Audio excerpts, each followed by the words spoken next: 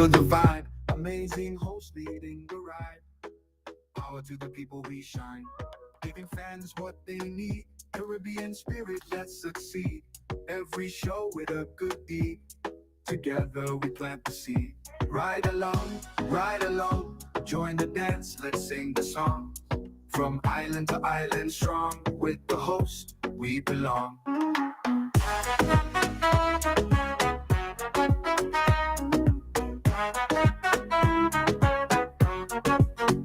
Energy high, heart so bright. Tune in, feel the light. Global love taking flight.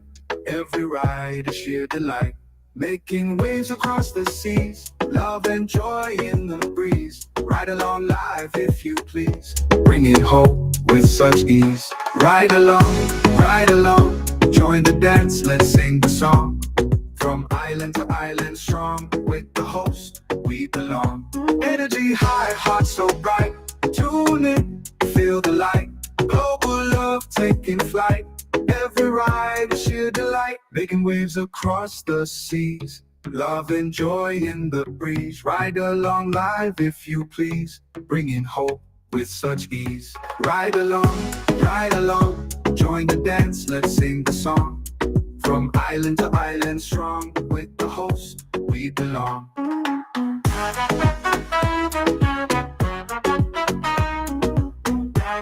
Looking for the ultimate island experience? Hop on the Ride Tuk Tuk Rum Punch Tour and explore Grenada like never before.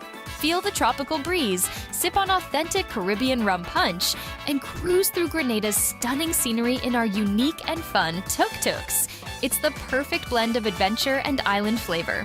Book your unforgettable tour now at ride.gd or call 473-422-1011. Don't just see Grenada, experience it with Ride Tuk Tuk Rum Punch Tours. Are you a progressive young leader, a proactive emerging executive, a rising professional? Then you need appropriate cover for your vehicle. Introducing the Pro Motor Plan from Beacon. Car insurance that includes free loss of use, windscreen cover up to $3,500, free special perils, free accident forgiveness. Get Beacon's Pro Motor Plan today. Don't procrastinate. Call Beacon today at 440-4447 or visit Beacon.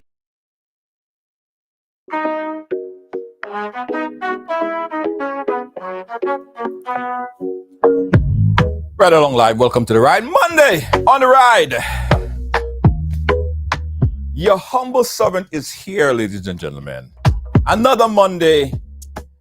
And you know, this is my work, my obligation, my love, everything. You guys are my life, right? So I look forward to coming here every single day to have conversations, laughs, bring information to you every day, right? It's my pledge. And thank you guys for joining and being a part of our conversation today. How are you? Whew. All right, guys. So today we have an interesting conversation that we're going to be having with former political leader of the National Democratic Congress, the NDC, and also the former Minister of Finance, Nazim Burke. Now, he's the current chairman of a technical working group. It's called the Grenada Hydrocarbon Technical Working Group. Now, this particular group was initiated just a few months ago with, you know, the obligation to facilitate and put together information to present to the nation and to cabinet, I'm sure, about the possible viability of Grenada hydrocarbon reserves. So, just a few weeks ago, the presentation was officially, presented to Grenada, to the world. And I felt like we need to still get deeper into understanding and the question of, does Grenada really have oil and gas? So what's the potential there, right? So a few weeks ago, I started the process of communicating with the former political leader, former Minister of Finance, Nazim Burke. At the time, he was away, and we couldn't facilitate that last week. But he committed himself to say, you know what, George, as soon as I get back, we'll definitely make it happen. And he kept his commitment, right? So today we're going to have this conversation with Nazim Burke, the chairman of the Grenada Hydrocarbon Technical Working Group. It's very interesting that we have this conversation today because just a few days ago, the newly minted Prime Minister of Trinidad and Tobago, Kamala Persad-Bissessar 2.0, was officially sworn in. And she made some statements, right? And a lot of people was sort of not quite understanding her full statement because they didn't know or they was not privy to the information, some of the information that was presented by the Prime Minister of Trinidad and Tobago as it relates to working with Grenada in the oil and gas exploration and how Grenada oil and gas potentially has more than the Dragon. That's a big cluster of oil exploration that Trinidad is involved in Venezuela and Trinidad. So she made those statements and people were like, what, really? I didn't know about that. But earlier today, the former, and this gets interesting, the former Energy Minister of Trinidad and Tobago and former Prime Minister Stuart Young made a contrasting statement. So it's a very interesting time that we have Nazim Burke on the program today so we could kind of put all of this into perspective. And I'm sure you guys have a lot of questions as well. Yes, I'm sure you guys have a ton load of questions. So we're here. Make sure my audio is good though. Yeah, audio sounds good. Nice. Okay, so before we bring on Nazim Burke, how are you guys doing today? Jennifer, how are you doing? Princess, how are you doing? Yeah, I know, Lacey J. I know the fact that a lot of people can't comment. I really apologize, guys. I try my best. I haven't blocked anyone. The problem of comments came as a result of we getting a lot of people who trying to disrupt the site, and we had to ban a lot of spam interaction, and that's why some people got banned. But we are slowly taking out some filters. So within the next couple of days, we're going to see more people being able to comment who cannot comment now. We apologize. All right. I am sorry, but it's not purposely done to block anybody from commenting on the program. Okay. Let's go in, guys, because we don't want to waste no time. I want to give Nazim Burke ample time to speak with us. I know he's a very busy man, and you an opportunity as well to chat with him. So help me welcome himself. Man of his word, because he did say that he would commit himself to coming on right along, and here he is. So Nazim Burke, sir, how are you? I'm doing well, thank you. How are you? I'm doing well. Let me make sure that your audio is good. Yes. All right, we're good. I must say that you're a man of your word, sir. I appreciate that. Well, thank you for that.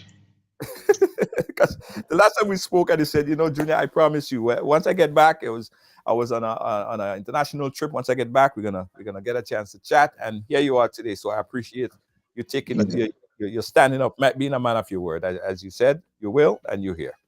Okay. Absolutely. All right. So Nazim Burke, first of all, we're gonna touch a little bit, a lot on the hydrocarbon resources or the potential hydrocarbon resources in Grenada.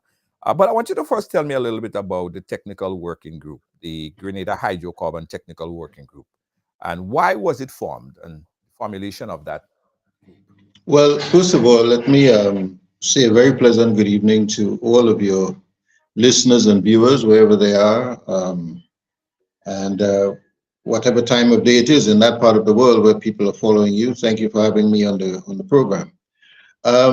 The technical working group is a cabinet appointed committee, and this committee was formed back in October of 2023 because the government, well, Grenada has always had the idea that Grenada has the potential to be an oil-producing nation. That it may well be that we have commercially significant deposits of oil and or gas. And the thing is, although there's been always talk about it for the last 40 years, very little has really been done to truly get to the bottom of this, determining what we have and how we can use that to the extent that it is something real and something tangible and something commercially viable. How can we develop that and exploit it for the benefit of the country? And the Prime Minister, in his wisdom, decided back then to establish a special working group to fully assess Grenada's hydrocarbon potential and, if found to be commercially viable, to devise a strategy and an action plan to explore, develop, and monetize that for the benefit of the citizens and the patrimony of the nation. Yeah. So this is essentially what this group is about. It's a, as you would realize from what I've just said, it's a very extensive mandate. It's a broad responsibility because we're starting from a position of the unknown. And once you're starting from the position of the unknown, you have to get help with the assistance of experts to determine exactly how do you go about finding out what we have. And if we find out that we have something, how do you go about getting it out of the ground? Finding the right partners to work with, and how do you go about commercializing that for the benefit of the nation? Understanding that oil and gas exploration and development, especially offshore, is a very complicated and complex process. It requires a tremendous amount of resources, sometimes millions, sometimes hundreds of millions of dollars. It requires very good technical capacity among the geoscientists, the engineers that will work with you, the fiscal economists that will work with you, the lawyers who are going to draw up the necessary agreements for you, and the fiscal and tendering and bidding tools that you're going to need.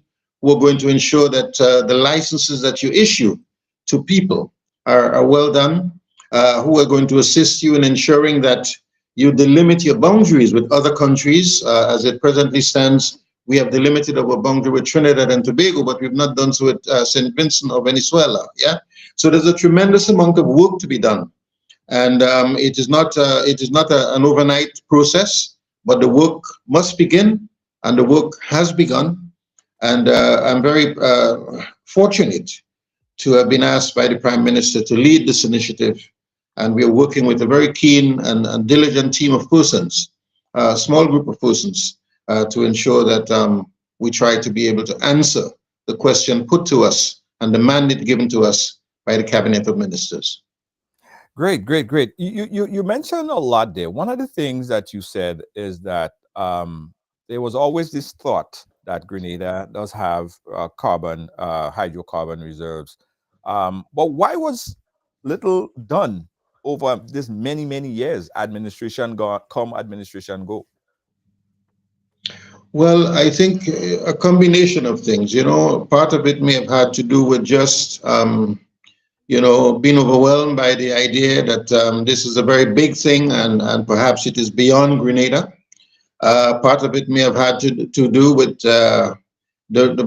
some terrible missteps that were made by previous governments, or at least one previous government, by entering into relationships with people who did not necessarily have Grenada's interests at heart, with people who unfortunately did not have the experience themselves in oil and gas exploration and development, and people who were simply driven by their own financial and economic motives. Yeah, and perhaps in that respect, our governments did not act with sufficient speed and alacrity and diligence to recruit people in the know, people who know what to do, know what it's about, and enter into relationships with people who truly had the experience and expertise to guide us as we went forward. So I'm sure it's a combination of reasons, but it is what it is. I don't think at this stage you want to sit and lament and get into the blame game and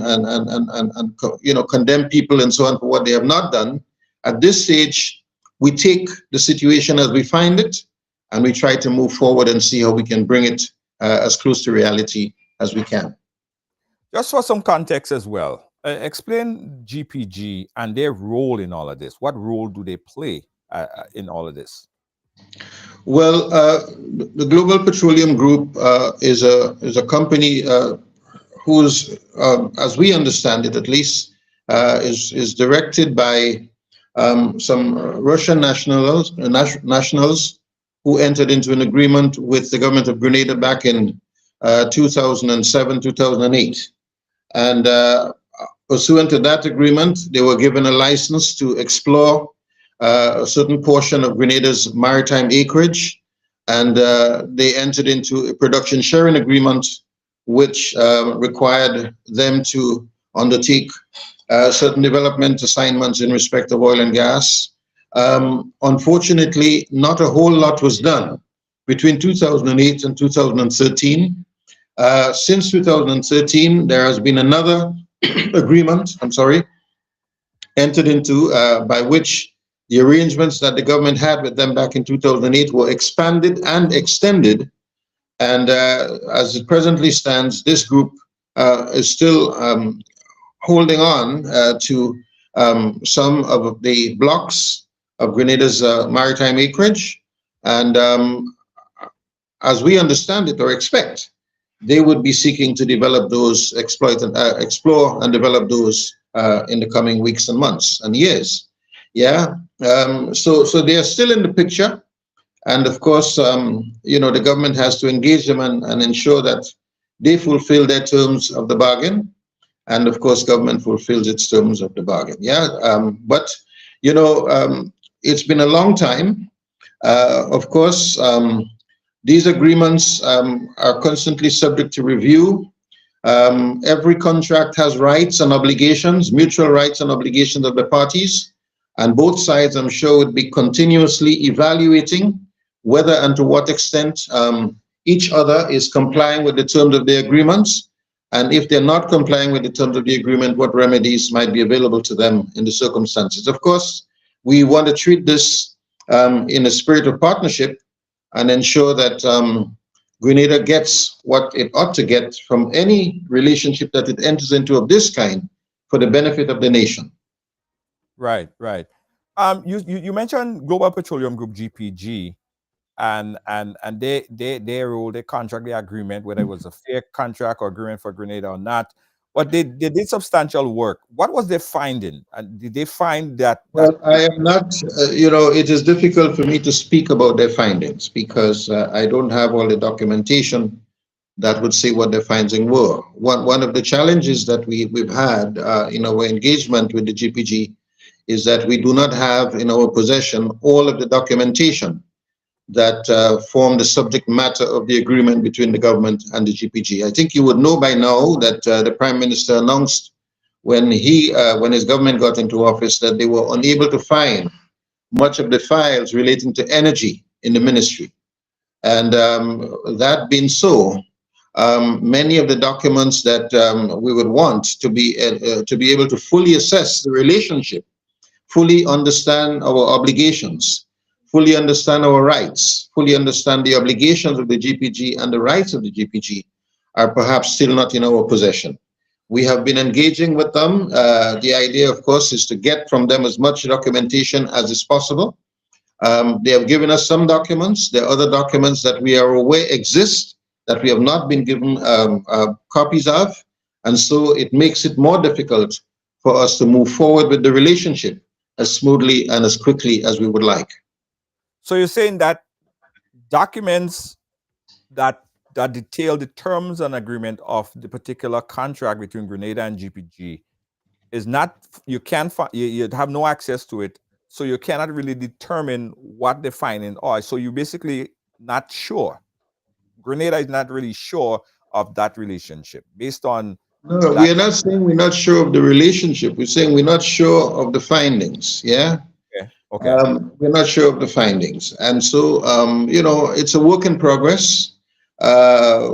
We are continuing to make our best efforts to engage the GPG, and of course, as time progresses, we anticipate that much more of the documentation will come into our possession. We've been able to piece together a lot of what we now know, not just from the few documents that we've gotten from the GPG, but from other sources, other sources inside and outside Grenada. We've been able to piece together the narrative, as you might say. But as I said, it's a work in progress, and we don't want to go about making pronouncements without carefully considering all of the information we have. As we mentioned before, we have retained the services of a team of consultants. We've retained the services of a lead geoscientist of very high international repute. We retained the services of a very experienced petroleum lawyer. These are all persons that we are working with to try to get to the bottom of the present situation and to fulfill our mandate as put to us by the government. Right. One question I saw Lacey J asking, and I had in mind to ask it as well. I'm aware of what you said initially about the relationship and the findings, but did any exploration at all took place? As far as we know, one well was drilled, an exploration well. It's called the Nutmeg 2 in one of the blocks. As it presently stands, though, we are unable to say what has been the true extent of the outcome of that drilling enterprise. We don't know whether, we have not seen the well logs, we have not seen the drilling logs of that well. We don't have the outcome. We don't know whether that well has been tested. As far as we know, an appraisal well has not been done. And so there are still some questions yet to be answered. Right. That's pretty interesting, because earlier today we saw a comment made by the former energy minister, Stuart Young. I'm going to play that back in a little while. But it seems like if Trinidad know about the finding of Nutmeg 2, or the amount or lack thereof in Nutmeg 2, but it seems like they have more information than Grenada in terms of that exploration. Well, it is quite possible. Again, don't forget, Trinidad has been an oil-producing nation for over 120 years. And they have done, a tremendous amount of seismic work over the years. Even before our national maritime boundaries were delimited, they were making use of seismic studies, so they should have a pretty good sense of what exists in the area. Furthermore, they have engaged, at least the National Gas Company of Trinidad and Tobago had engaged the GPG in some conversations at the time of the drilling of that Nutmeg well. Trinidad may well have more information than we do.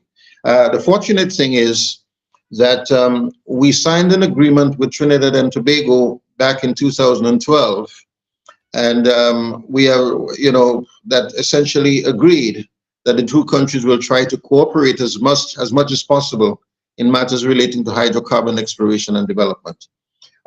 We have recently reactivated that agreement because not very much happened with it in the last 12 years, but we have, or 10 years prior to that. But we have recently reactivated that agreement, and we are very actively engaged in conversations and relating to the use and exchange of data and other arrangements with the government of Trinidad and Tobago. Okay. I want to play a clip from the current Prime Minister, newly minted Prime Minister of Trinidad and Tobago, in her address to the nation after she was sworn in. But someone just put a question in there, and I want to get your feedback on it. The documents that are that cannot be found right now, is it that it cannot be found now, or the document just does not exist, that it cannot be presented, or someone or some person or individuals are blatantly concealing those documents from the administration? Well, we can't say who is concealing, but we can say that there are documents that we know exist that we have not seen. Yeah, we know they exist, so it's not a question if they exist. We know they exist because they are referred to in other documents that we have seen, but we have not seen those documents.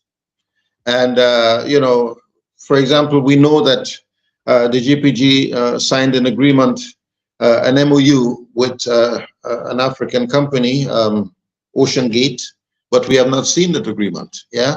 So there are things that exist that we know they exist, but we don't have them. So part of what we're doing, part of the responsibility that we have is, as we go forward in trying to fulfill our mandate, we also have the challenge of information gathering.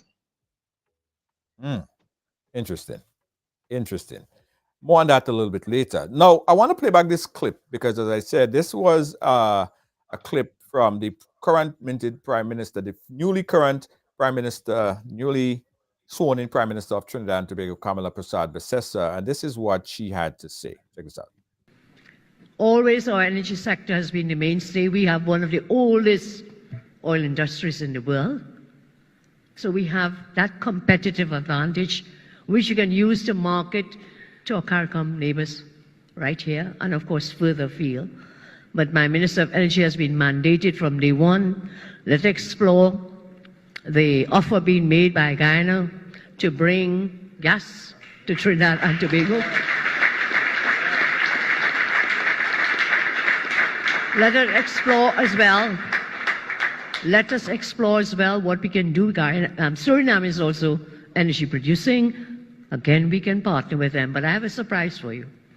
I intend to send my Minister of Energy to Grenada because I'm being told that Grenada offshore has more gas and oil than the Dragon field.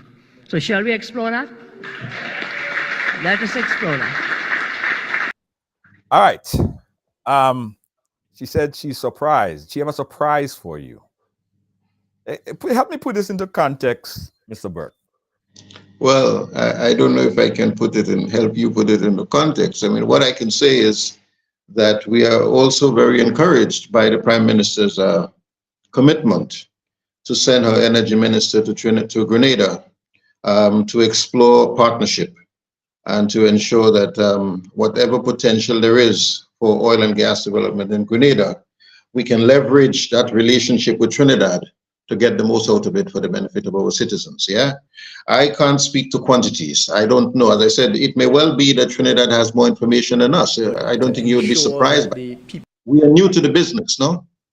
And so, you know, they may well have much more information than us, but we are truly encouraged that the Prime Minister sees this as a priority to engage Grenada at the earliest opportunity, and let's see what we can do together.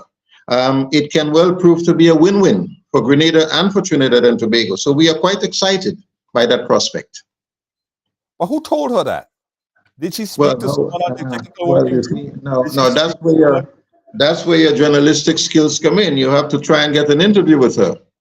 Yeah, New York doesn't mean you can't interview her. You need to try and get an interview with her. No, it might shed light on it for not only for yourself and your listeners, but for all of Grenada. So please do that for us. See if you can find out who told her that, so we can assess its credibility and its viability, and see how we can move forward. But did she have a conversation with anyone on the technical working group? No, but remember, I mean, in fairness, Junior, she is only 2 or 3 days in government, yeah? Right. And I think the fact that at her inauguration, she's announcing that she has decided already to send her Minister of Energy and Energy Industries to Grenada to engage Grenada on the subject. We really couldn't ask for anything more. I don't think we can realistically have expected her to engage individually and personally to have engaged the members of the technical working group at this stage. Okay. At what levels do you think that Grenada could work with work with Trinidad? On what, basically, I mean, from what aspect and what level do you think that we could engage Trinidad at this point? Well, many different levels. The starting level, of course, is data exchange. Remember, as she pointed out, they have information that we don't have. They've been doing this for years about the maritime environment in and around Grenada and Trinidad. And so one of the things that we hope to get from them is information, data, to share with us data that they have that can assist us in better understanding our our basins. Yeah. The second possibility, of course, is potential for wherever. Remember, because we've delimited our boundaries, wherever there's a potential hydrocarbons straddling the boundaries, we can enter into a joint development zone agreement where we will both jointly agree to exploit it together, sharing the costs and sharing the benefits, while giving Grenadians the training and expertise that they would learn, that they would obtain by participating in such an enterprise with Trinidad. As we repeatedly said, Trinidad is one of the oldest and most experienced oil producing countries in the world. Yeah, so there's that potential. And then, of course, to the extent that we are able to discover gas, then we have to figure out whether we can rely on Trinidad infrastructure to do some of the things that we would want to do in terms of our gas processing and marketing, rather than simply trying to rebuild all of that infrastructure here in Grenada, which is a much smaller country, involve a lot more infrastructure, and we may well be able to short circuit and get to market much quicker if we were able to partner with Trinidad in some of these initiatives. Yeah, so we see a tremendous amount of potential engaging with Trinidad, and that's why I'm saying we are quite excited about the prospect that was raised by Prime Minister Kamala Bessasar. Yeah, do you know what evidence you have in your possession that supports her claim that Grenada Reserve may surpass that of the Dragon Field? No, I don't. I would not want to get into any kind of speculation here. I really don't have any information in my possession that would say so. But if she does, as I said, we are quite excited by the prospect, and we are looking forward to engaging. Interesting. All right. In full contrast, the former Energy Minister, Stuart Young, made this statement today, which was sort of more cautionary than the Prime Minister's statement. We'll take a listen. Frankly, it is irresponsible, including a 30-year license with Venezuela, say no. And this is a sting in the tail. Dragon, people may see as the politics in decision making that will ultimately harm the people of Trinidad and Tobago. The first thing I'd like to touch on is I saw it being suggested by the Honorable Prime Minister Kamala Bessasar, as well as her newly appointed Minister of Energy, the Minister Rudal Munilal, the new Minister of Energy and Energy Industries, that they are now going to turn towards Grenada. And the exact words were, Grenada offshore has more gas and oil than the Dragon deal. I'd just like to offer some cautionary words with respect to this. It was in 2012, a government led by Ms. Bessasar signed an MOU with Grenada with respect to hydrocarbons, an energy sector development framework agreement in 2012. But in 2018, the NGC went and signed a commercial arrangement with a company called Global Petroleum Group, which was, I believe, a Russian-based company. We negotiated at the time a commercial term sheet for any gas reserves that were found, not gas reserves, any gas that would be produced. So actually arranged and negotiated commercial terms. However, the facts are that this one well was drilled in a field called Nutmeg. That one exploration well, unfortunately, had to be abandoned and has been capped. That is since 2018. The way the energy sector works is that right now there are no proven reserves. All right, I'll stop it right there because I want to ask about that abandoned and capped. Do you know about that? The GPG, so he's saying that that particular well, Nutmeg 2, was abandoned and capped. We have heard so ourselves, but we have no concrete information to that effect. Okay. And just from your knowledge, why would it be abandoned? Because I'm thinking if it was of surplus or if it was could be monetized, it would not be abandoned. What's your trend of thought? No, I mean, I'm not a technical guy, okay, as far as that is concerned, but it may have to do with the drilling techniques and drilling methodology. Yeah, it may not necessarily have to do with reserves. We have seen a report that suggests that they found some leads there, but nobody has gone further with it. It may have to do with financial means, to move to the next step. We don't know if GPG has the funding to do what they're supposed to do. So we don't want to prejudge anything and make statements out of turn. Yeah, the Prime Minister, former Prime Minister and Energy Minister, of course, as in his capacity as Minister of Energy, he would have been privy to information discussion that may have taken place between the National Gas Company in Trinidad and or other parties in Trinidad and Tobago, and his government. I'm not in a position to say the same thing or to make pronouncements on that. Okay, let's play the remaining comments. And no proven reserves, meaning it is only when you have proven reserves you can begin to look at how do you commercialize that gas, how do you now produce the gas. So at this stage, I would just caution about this concept. Whilst I hope that there are significant hydrocarbon resources, the fact that since 2018 to now, there has been no progress on this and that there are no proven reserves with one well being drilled certainly means that it is very, very far from any commercialization. Because first of all, there are no proven reserves at this stage. You would have to drill more wells. Only after you drill wells, you then do what you call analysis of what is found as a result of those wells, what may be contained in reservoirs.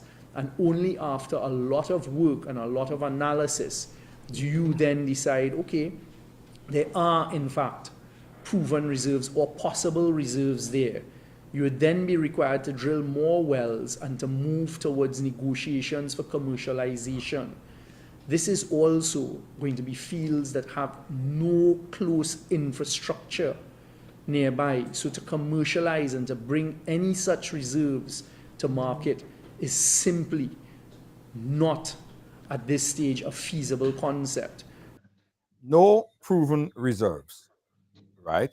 So based on what he's saying, there is no substantial amount of information that would lead anyone to say, you know what, I'll invest $100 million into drilling the additional wells, because as the former minister is saying, there were no proven reserve. What No, changed? sorry. Yeah, but please do not, please understand, put it that way, Okay. that it is the drilling of those wells that will determine whether the reserves are there or not. You see, all that is done is, the first exploration well is done basically on a hunch, After you get the seismics, you say, look, based on what the seismic surveys are showing, there might be something here, let's drill a well and see, yeah? There may be something, there may be nothing, yeah? But even if there's something there, yeah, until you do those secondary wells, until you do the appraisal wells, you cannot speak about proven reserves. So what he's saying is, quite correctly, it is the drilling of those additional wells that will tell you whether there are proven reserves or not. So the drilling, there is necessarily risk involved in oil and gas exploration. When you begin to drill, you're not entirely sure you will find anything. But even after you find some leads, you have to drill further, do additional wells, appraisal wells, to find out whether the reserves are proven reserves. That's how you find out. And what he's saying is, quite correctly, one well was done in 2018, nothing else has been done since then, so he can't say that there are proven reserves in the area. And well, we told you the same thing, that as far as we know, one well has been done, no appraisal has been done. We have not seen the drill logs, so we don't know exactly what has transpired there. We don't know if it has been capped. We've heard so. And so there is a lot of uncertainty surrounding that situation. It may well be, there could be many different reasons why things have not moved beyond 2018, one of which could be finance. Yeah? Right. I want to take some questions because I see a lot of questions coming in the chat. I don't want to, ask everything. I know that people are there and they have so much questions to ask as well. Let's take another piece of it and I'll wait for a call. Guys, if you want to ask a question, you want to come on the live, The phone number that you call me, put it up in the chat, 718-701-5720. That is it right here. You could call on WhatsApp or you could call direct. Again, the number is 718-701-5720. Let's get the tail end of what the former energy minister had to say. You're also now dealing in a world where the truth is there are concepts like floating LNG, where persons depending on the amount of reservoirs of gas may very well just put down platforms, extract the gas straight into floating LNG platforms and take the gas elsewhere rather than bringing it via pipeline to onshore. So I am simply cautioning and saying to Trinidad and Tobago at this stage, this is very, very far off from being feasible. In fact, when I was Minister of Energy, I did have conversations with the Prime Minister of Grenada as well as his various ministers, offering for us to utilize whatever expertise we have at the Ministry of Energy to look at the seismic data that may be available. The truth is the company, the Global Petroleum Group, ran into difficulties. It is not an easy thing. You have to find companies that are going to spend significant sums of money to do the exploration, to do the proving, and then to go through the commercial concepts. The minimum amount of time this can take, if you find significant reserves that make it commercial, would be between 10 to 15 years. Trinidad and Tobago has to look at the short term and the medium term, which is exactly what was being done. All right. The exploration and the time frame, Mr. Burke. Or could you adjust your camera a little bit again? I'm just seeing like a lot of your roof. Okay, perfect. Yes. The energy minister dwelled on a lot on the time frame, and this is a very long term, 10 to 15 years. How do both perspectives shape the future strategy of Trinidad and Tobago involving in Grenada's energy sector? Well, I think, I mean, I can't answer that question because, of course, it's the Trinidad ministers of government and policymakers that will tell you that, yeah? But what I can say is, from what I gleaned from his remarks, is that he's seeing a short-term strategy or short-term, medium-term, and long-term strategy. And what he's saying is, he wants to disabuse the Trinidad people of the idea that the partnership with Grenada is going to be a short-term win, where they will simply be able to get gas out of Grenada in the short term to solve their present commercial situation, yeah? So he's saying, yes, I see the potential to do business with Grenada down the road, but I have to find intermediate solutions that will involve other efforts, because it will take time for Grenada to materialize. We don't yet have the proven reserves. There's a lot of infrastructural work that will have to be done. It takes quite a lot of money that somebody is going to have to invest in. GBC ran into trouble because they could not find the partners, and therefore Trinidad should not, the Prime Minister should not leave Trinidad with the impression that their present challenges, supply challenges, will be solved overnight in a relationship with Grenada. That's how I understand him to be saying. Yeah? Okay. All right. What about the economical implication? Say if Grenada did in fact have all these oil that is expected, or not expected, but probably bantered about it have. What are the economic implication if Grenada reserves do turn out to be as significant as thought? Well, you know, I think there are many. Yeah, first and foremost, of course, you're going to have increased employment in the oil. You're going to have a sector, an oil and gas sector, created. Yeah, that will create its own employment and economic activities in that sector. But I think even more significantly will be the revenue generation coming out of the sale and marketing of the hydrocarbon product, no? So in terms of revenues, given the price of oil and gas in the international market, Grenada would be able to sell in addition to being able to provide an indigenous supply for its own use in Grenada to stabilize its own energy mix, Grenada would be able to sell to the rest of the world, and that in turn will bring revenue. So it will create opportunities, jobs, it will create revenue, it will provide the means by which the government can now engage in the development of our health, our education sectors, infrastructure, roads, bridges, ports. It will allow the government to finance development in a way that we cannot now do because we simply do not have the revenue base to do that. An incident of that, of course, as well, will be the importance of ensuring that we train people, engineers, economists, geoscientists of one kind or another, geologists, geophysicists. All of these persons will in turn be trained, Grenadians with expertise in petroleum law and so on. So we'll have a number of people trained and build capacity and raise the quality of the human stock of the country. And of course, you have the issue of local content, which is that apart from what is happening in the sector itself, there will be a number of other industries that will develop in and around the oil industry, servicing those industries. For example, if you were to set up a rig outside of Grenada, drilling for oil and so on, or doing exploration work or development work, production work, then the men that are on the rig will have to eat, will have to be fed, will have to have clothes, will have to do all the other, their needs have to be met.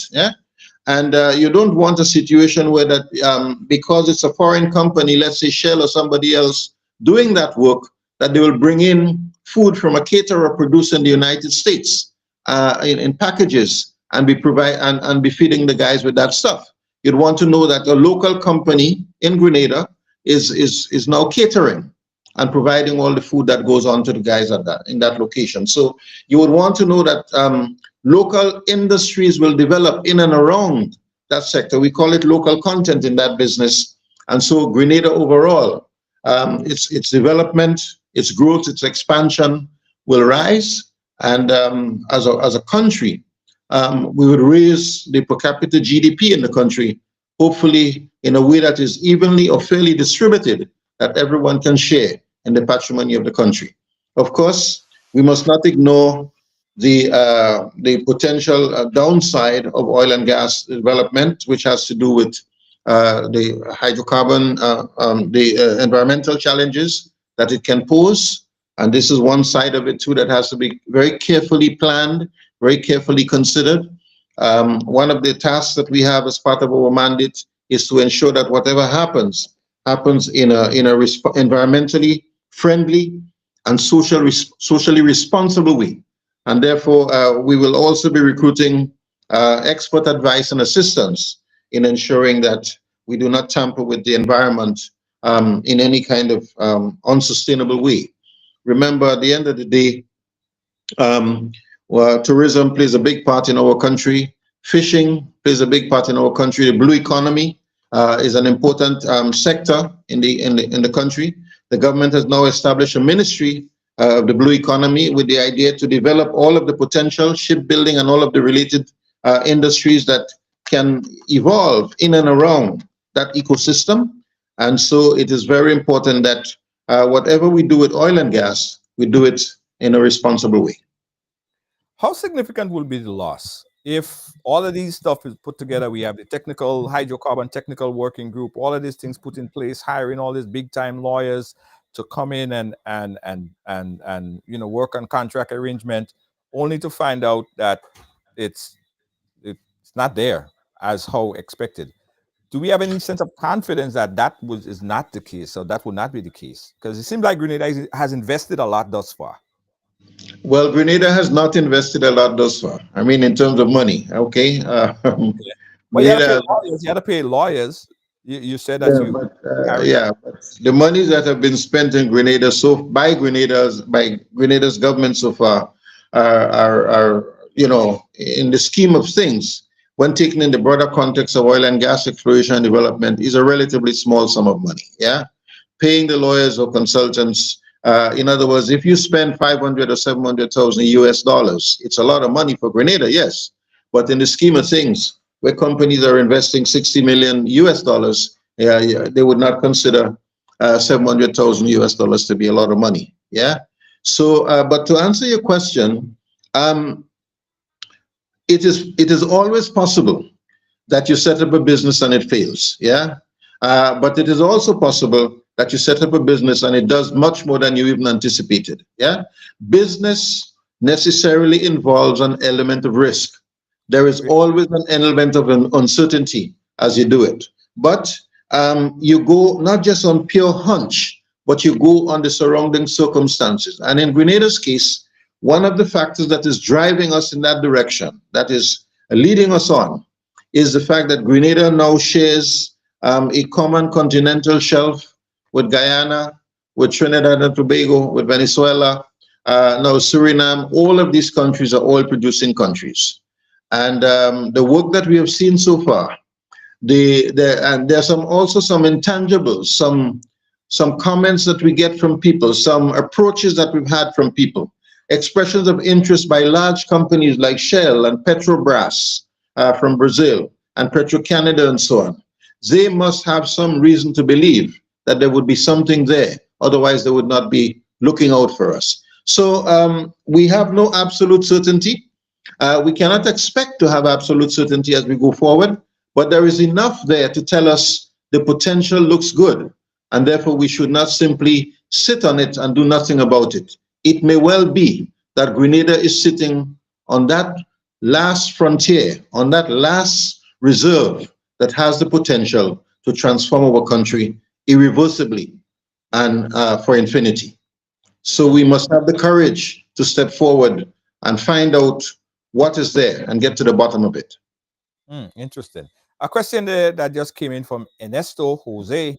Can the current administration take the past administration to court to put them on the oath in Parliament?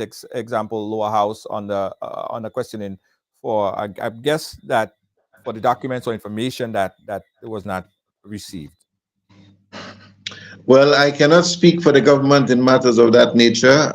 I'm really working on the oil and gas potential. Yeah, this is a legal question which is better put to the government officials. But of course, governments can always do things that would help to get information. Yeah, one of them is a commission of inquiry somebody can set up.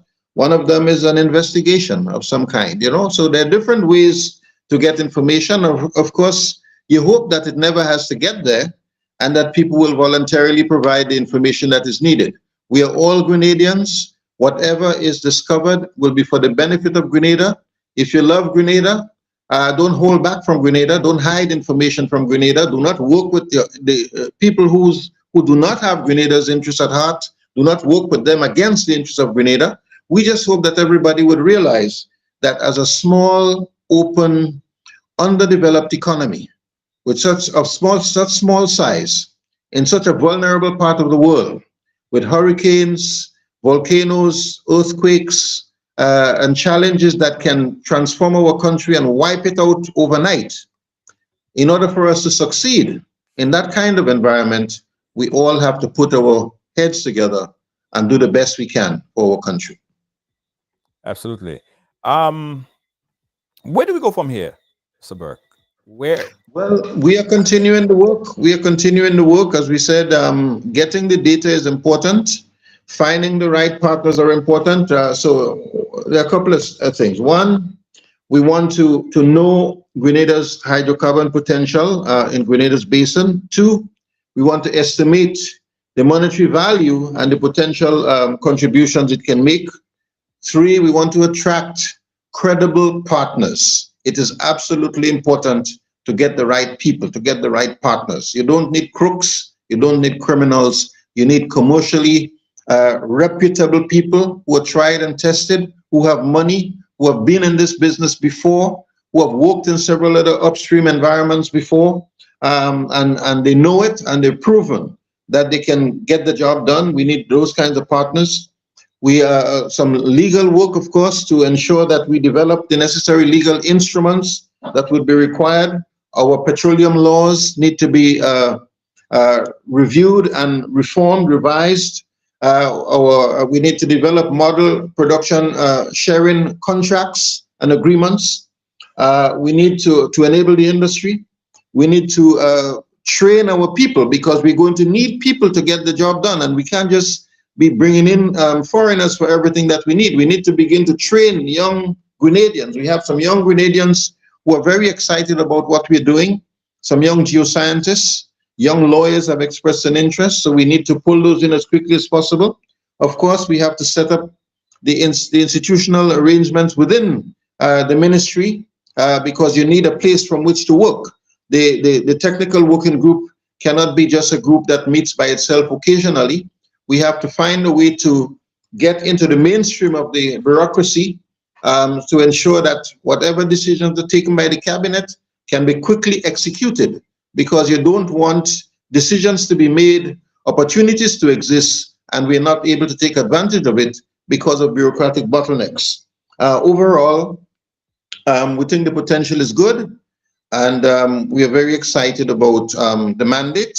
We're working very closely with the experts, and we will continue to give you and the nation updates from time to time.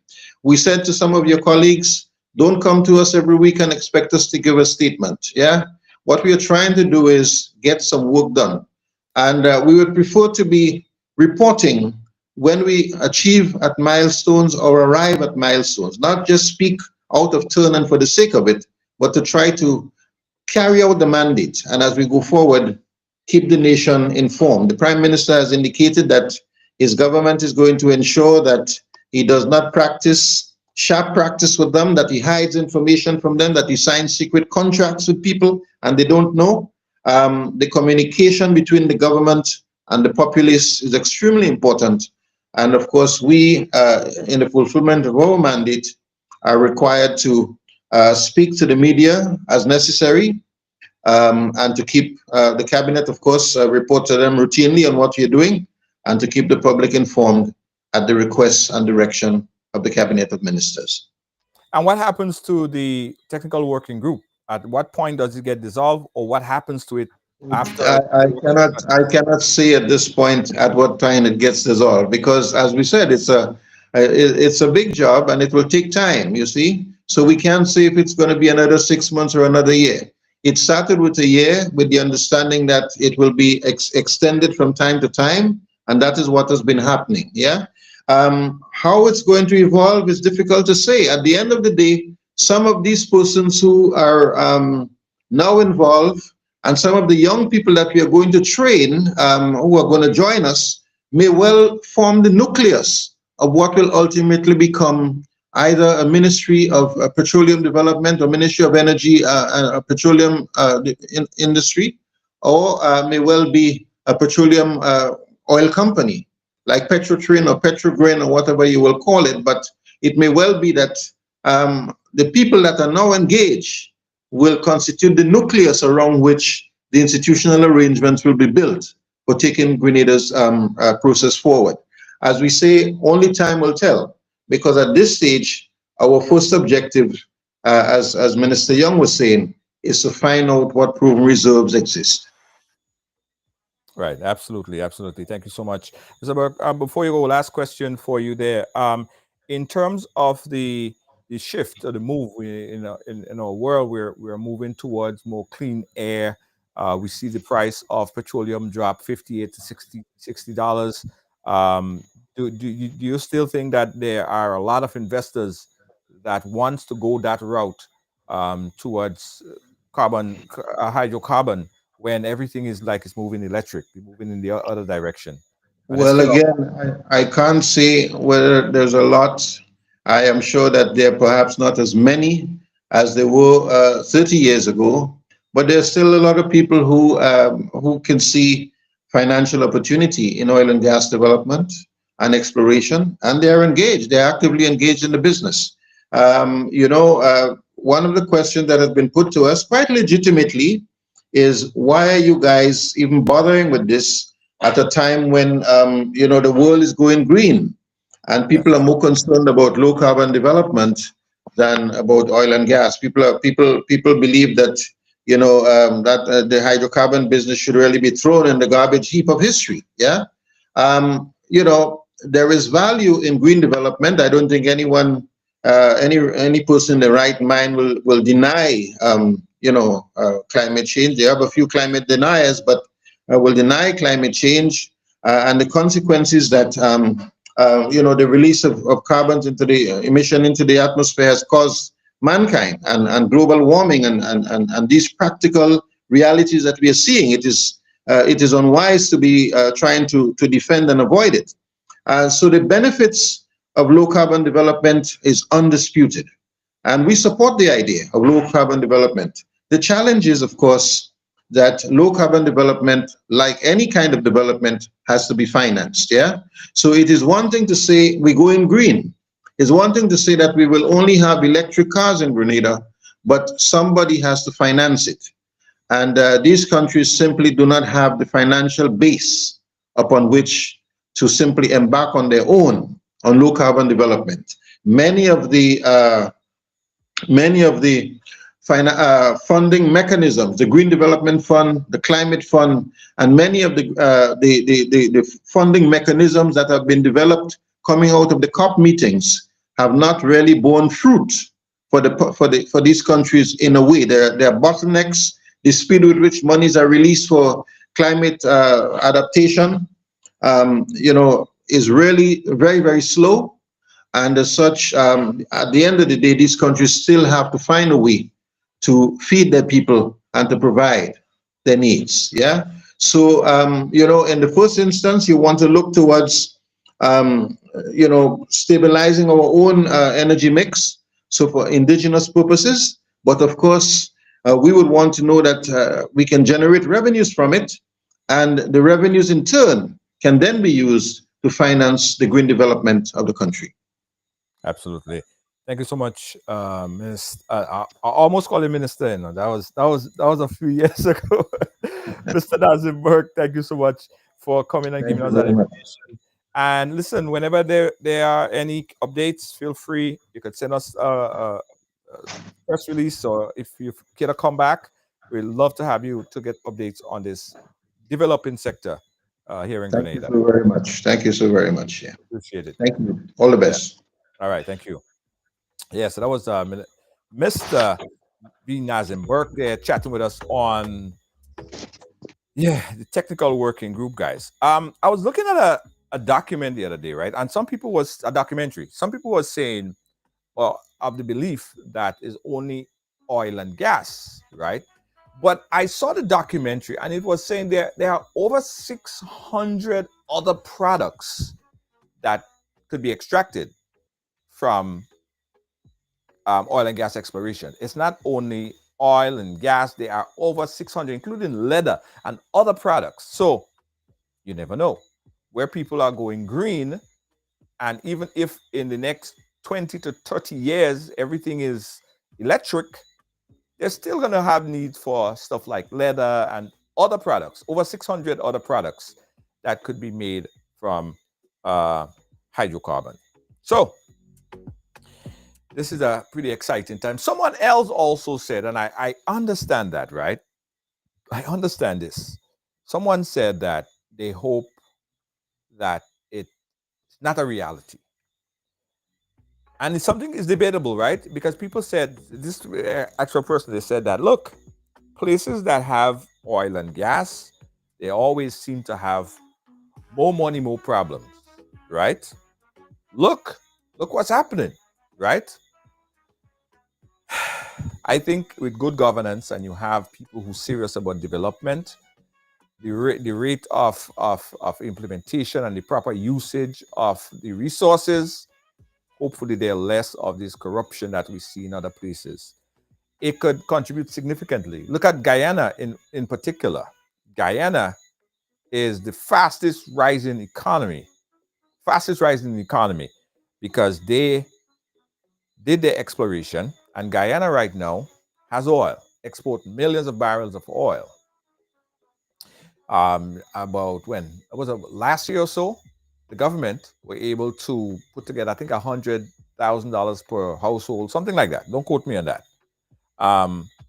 So some people said that it is and has been positively affecting the Guyanese population. Some say no, it hasn't. But I'm saying with an extra source of income, it would help in education, in infrastructure. It'll help in a lot of different ways, right? So let's just wait and see, guys. And this is not an overnight thing. I don't think that this is going to happen next year. I don't think that this is going to happen the following year. I think we're looking at a 5, 6, 7, 8 years down the road kind of thing. Yeah, this is a long pants, right? We're gonna keep watching, keep you guys updated on what's happening with the oil and gas exploration, and we go keep the authorities foot to the fire. We're gonna ask the question here and Ride Along Live. Yes, all right. Thank you guys for watching. We'll be right back. I got some closing thoughts. Don't move.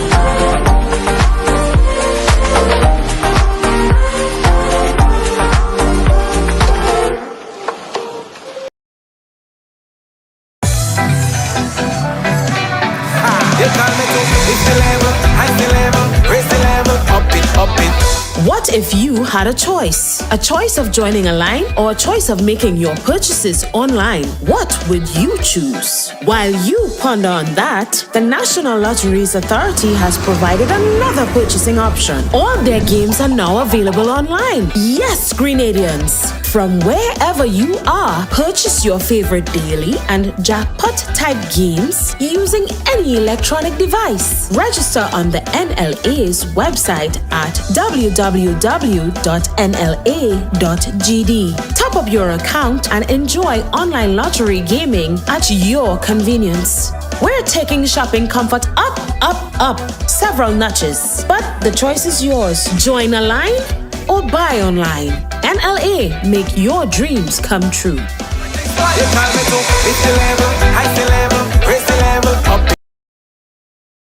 Are you a progressive young leader, a proactive emerging executive, a rising professional? Then you need appropriate cover for your vehicle. Introducing the Pro Motor Plan from Beacon. Car insurance that includes free loss of use, windscreen cover up to $3,500, free special perils, free accident forgiveness.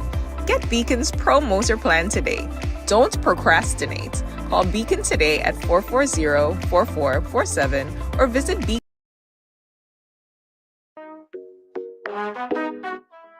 Right along live again, guys. We listen. So many things happening, huh? I just saw an article that was just sent to me here, and that's regarding immigration in the United States. Now, tomorrow we're going to be speaking a little bit about that, and what's pissing me off, because it seems like every day is a new thing, right? People can't get a break, especially immigrants. I just saw this article that was posted that said that the Trump administration is offering all immigrants $1,000 to leave the United States. And someone wanted to fact check that and find out if it's true. We're going to touch on that tomorrow, because I think that there have been so much information circulating. Again, some of it is total fabricated stuff to scare people. Some of it have some truth, but we urge everyone to get the legitimate information, the right information. So tomorrow, we'll have an immigration conversation with our attorney, Dione Winter-Funde, to find out about all these things that have been going on in immigration, right? As well. Absolutely. Right along is your home. Welcome home. Thank you guys for watching. Catch you guys again tomorrow, right here, Right Along Live. Lacey J. Sorry again, guys, who cannot comment. I really apologize. I'm trying my best to include and put everybody back in. But the algorithm on Facebook, Jed, I tried everything and it's just not working. So we apologize. But we're working on trying to fix that, right? So if you cannot comment, We're gonna try to fix that, and hopefully by the end of the week we resolve that problem. Okay, Lydia, I'm sorry. I know you're on you're on YouTube, and you can't comment on Facebook. Yeah. All right. Okay. Catch you guys again tomorrow, guys. Don't forget. If you want to advertise your business, if you want to advertise, give us a call right here on Ride Along Live. Yes, advertise your business on Ride Along Live because it pays to advertise. Are you looking to take your business or event to the next level? Advertise on Ride Along Live and reach over 10 million viewers worldwide every month. With a global audience tuning in for the latest news, entertainment, and culture, your message will get the exposure it deserves. Don't miss the opportunity to showcase your brand to a diverse and engaged audience. Ride Along Live, where the world watches and your business grows. Contact us. In the dance, let's sing the song. Catch you guys again tomorrow. Peace out, guys. Good night. We belong. Energy high, heart so bright. Tune in, feel the light. Global love taking flight. Every ride is sheer delight. Making waves across the seas. Love and joy in the breeze. Ride along live if you please. Bringing hope with such ease. Ride along, join the dance, let's sing the song. From island to island strong, with the host, we belong.